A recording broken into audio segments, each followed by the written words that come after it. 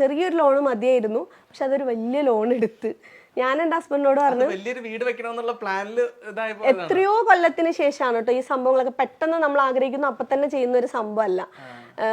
ഒരു 10-13 കൊല്ലത്തിന്റെ പരിശ്രമത്തിന്റെ ഒടുവിൽ 13-14 കൊല്ലത്തിന്റെ പരിശ്രമത്തിന്റെ ഒടുവിലാണ് ആ ഒരു വീട് വാങ്ങുന്നത്. അപ്പം അപ്പം എനിക്കൊരു ഐഡിയ തോന്നി, ഒക്കെ മുകളിലും താമസിക്കാം, താഴെ നമുക്ക് ലീസ്റ്റ് കൊടുത്തിട്ട് ആ പൈസ കിട്ടും, പിന്നെ നമ്മൾ കുറേശ്ശായിട്ട് ചേർത്ത് വെച്ചിട്ട് ആ പൈസയും കൂടെ അടച്ചു കഴിഞ്ഞാൽ കുഴപ്പമില്ലാന്ന്. പക്ഷെ ലോൺ എടുക്കേണ്ടി വന്നു. ഞാൻ വിചാരിച്ച പോലെ തന്നെ അത് അടയ്ക്കാൻ പറ്റാത്തൊരു സിറ്റുവേഷനിലേക്ക് വന്നിട്ടുണ്ടായിരുന്നു. ആ സമയത്ത് എനിക്ക് 4 മക്കളും ഉണ്ട്, പുറത്തു പോയിട്ട് എൻ്റെ ജോലികൾ ചെയ്യാനും പറ്റില്ല. ആ സമയത്താണ് നമ്മൾ ചാനൽ വീണ്ടും റീസ്റ്റാർട്ട് ചെയ്യുന്നത്. ഒരു 3-4 മാസം പെൻഡിങ് ആയി, മൊറട്ടോറിയായി. 40 ലക്ഷം എന്നുള്ളത് 42 ലക്ഷത്തിലേക്ക് പോവാണ്. വേറൊരു കാര്യം എനിക്ക് ചോദിക്കാനുള്ളത്, ഒരു ദിവസത്തെ സിലുയുടെ റുട്ടീൻ എങ്ങനെയാണ്? കാരണം 5 മക്കളെ നോക്കണം. എനിക്ക് രാവും പകലും ഏകദേശം ഒരേപോലെയാണ് ഒരു 5-6 കൊല്ലമായിട്ട് ഉള്ളത്. 5 മണിക്ക് എണീക്കുന്നു, നമ്മൾ നമസ്കാരമൊക്കെ കഴിയുന്നു. ഇതിൻ്റെ ഇടയിൽ ചെറിയ ബേബി എണിക്കാതെ നോക്കണം. ചിലപ്പോൾ എക്സസൈസ് ചെയ്യും, അല്ലെങ്കിൽ എന്തെങ്കിലും അതുപോലെയുള്ള കാര്യങ്ങളൊക്കെ ചെയ്യുക.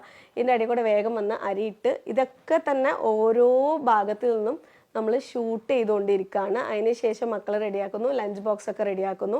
അത് കഴിഞ്ഞിട്ട് വേഗം വന്നിട്ട് റൂമിലിരുന്ന് കുട്ടികളൊക്കെ പോയതിന് ശേഷം വേഗം വന്നിട്ട് ഷോർട്സോ കാര്യങ്ങളോ എന്തെങ്കിലും എഡിറ്റ് ചെയ്യാനുണ്ടെങ്കിൽ അത് പകുതി എഡിറ്റിംഗ് സ്ലോട്ടിലേക്ക് എല്ലാം കയറ്റി ഇടും. അതിനുശേഷം വേഗം വല്ല അലക്കാനോ കാര്യങ്ങളൊക്കെ ഉണ്ടെന്നുണ്ടെങ്കിൽ അത് ഞാൻ മാത്രമുള്ള ദിവസത്തെ ഒരു റൊട്ടീനാണ് പറയുന്നത്. വേഗം അത് ചെയ്യും. അതിനുശേഷം വേഗം ഉച്ചയ്ക്കുള്ള കാര്യങ്ങളൊക്കെ റെഡിയാക്കി വെക്കും. ഇതിൻ്റെ ഇടയിൽ ബ്യൂട്ടി ടിപ്സ് ചാനലിലേക്ക് വീഡിയോ എടുക്കുകയാണെങ്കിൽ, മുമ്പത്തെ കാര്യം വീഡിയോ എടുക്കുകയാണെങ്കിൽ അത് വീഡിയോ എടുത്ത് വെക്കും.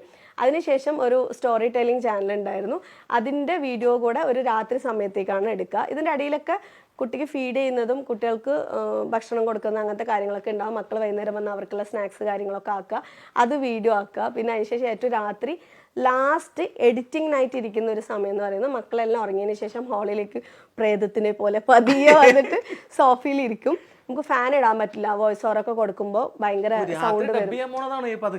യെസ്, പതുക്കെ സൗണ്ട് ഇല്ലാതെ പോകും. ഇതിൻ്റെ അടിയിൽ ചിലപ്പോൾ ഹസ്ബൻഡൊക്കെ ഉണ്ടാവാം, ചിലപ്പോൾ വീഡിയോയിൽ കാണുന്നൊന്നായിരിക്കില്ല, പൊട്ടിത്തെറിയൊക്കെ ഉണ്ടാവും. ഭയങ്കര പൊട്ടിത്തെറിയായിരിക്കും, ചിലപ്പോൾ കരച്ചിലായിരിക്കും അവസാനിക്കും. എന്നിട്ട് രാത്രി ഒരു 3:30 വരെ ആയിരിക്കും വോയിസ് ഓവർ കൊടുക്കുന്നത്. ഇപ്പം ബ്രാൻഡ് പ്രൊമോഷൻസ് ഉണ്ടാവും മിക്ക വീഡിയോസിലും. അപ്പോൾ ഈ ബ്രാൻഡുകാർക്ക് ഈ വീഡിയോ നമ്മൾ അയച്ചു കൊടുക്കണം. അയച്ചു കൊടുക്കുമ്പോൾ അവരുണ്ടല്ലോ, അതിൽ ഒരു ഈച്ച ഇങ്ങനെ പറന്നു പോയാൽ പറയും ആ ഈച്ച പറന്നു പോയിട്ടുണ്ട്, സോ വീണ്ടും റീ എഡിറ്റ് ചെയ്തിട്ട് നിങ്ങൾ അയക്കൂ, അല്ലെങ്കിൽ ഈ ഭാഗം ശരിയല്ല ആ ഭാഗം ശരിയല്ല എന്ന്. ചില ദിവസങ്ങൾ അവരെ വിളിച്ച് ഞാൻ കരഞ്ഞിട്ടുണ്ട്, ഞാൻ ഒരുപാട് കഷ്ടപ്പെട്ടിട്ടാണ് എഡിറ്റ് ചെയ്തത്, ഈച്ച പറഞ്ഞത് എൻ്റെ തെറ്റല്ലല്ലോ എന്നൊക്കെ പറഞ്ഞു. പക്ഷെ അവർക്കത് പെർഫെക്ഷൻ വേണം, എങ്കിൽ മാത്രമേ നമുക്ക് അടുത്ത ഏണിങ്സ് കിട്ടുള്ളൂ. ഈ ഏണിങ്സ് കിട്ടാൻ എൻ്റെ ലോൺ എനിക്ക് അടയ്ക്കാൻ പറ്റുള്ളൂ. ഞാൻ അത് ആലോചിച്ചോണ്ടിരിക്കുന്നു, ഇത്ര കഷ്ടപ്പെട്ട്, അതായത് ചിലർ വിചാരിക്കും പൈസയുടെ മുകളിൽ ആക്രാന്താണോ, ജീവിക്കാനുള്ള ആക്രാന്തം.